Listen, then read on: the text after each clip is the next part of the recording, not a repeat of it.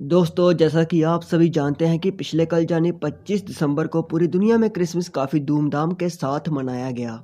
और ऐसा ही नहीं कि भारत में क्रिसमस सिर्फ क्रिश्चियन लोगों ने ही सेलिब्रेट किया, बल्कि सभी धर्म के लोगों ने एक साथ मिलकर प्रभु यीशु के इस धरती पर जन्म की खुशी को मनाया। जहां हर कोई एक दूसरे को क्रिसमस की शुभकामनाएं दे रहा था, जिनमें हमारे देश के कई पॉलिटिशियन भी शामिल थे। तो वहीं हमारे देश के प्रधानमंत्री नरेंद्र मोदी ने भी सोशल मीडिया प्लेटफॉर्म पर ट्विटर के माध्यम से एक ट्वीट करके करोड़ों लोगों को क्रिसमस की शुभकामनाएं दी और साथ ही प्रभु यीशु का सुसमाचार, प्रभु यीशु मसीह के बारे में, उनकी शिक्षाओं के बारे में इस ट्वीट के माध्यम से लोगों को बताया। इस ट्वीट के द्वारा उन्होंने करोड़ों देशवासियों को एक बहुत ही प्यारा संदेश दिया। उन्होंने इस ट्वीट में क्या लिखा, चलिए मैं आपको बताता हूँ। प्रधानमंत्री जी ने यह ट्वीट इंग्लिश लैंग्वेज में लिखा है, इसलिए मैं इंग्लिश में पढ़ूंगा और फिर इसकी हिंदी ट्रांसलेशन आपको बताऊंगा। पीएम नरेंद्र मोदी लिखते हैं कि Christmas greeting to everyone.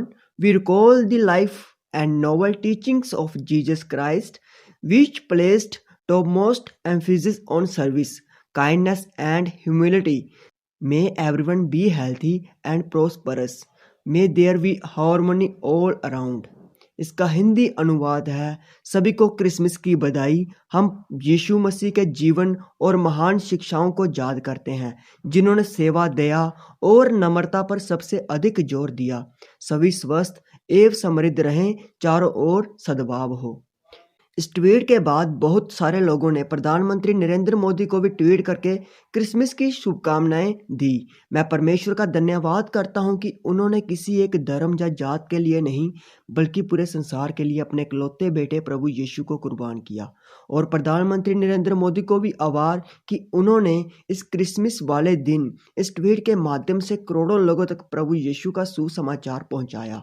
इस ट्वीट के नीचे जब मैंने लोगों के कमेंट्स पढ़े तो कई लोग इस ट्वीट को धर्म के साथ जोड़ रहे थे, क्योंकि कई लोग गलतफहमी का शिकार होते हैं, क्योंकि वह सच्चाई से अनजान होते हैं। पवित्र बाइबल में साफ साफ बताया गया है कि प्रभु यीशु किसी भी धर्म को बनाने नहीं आए, बल्कि इंसान को पापों से छुड़ाने और सारी इंसानियत का उद्धार करने आए।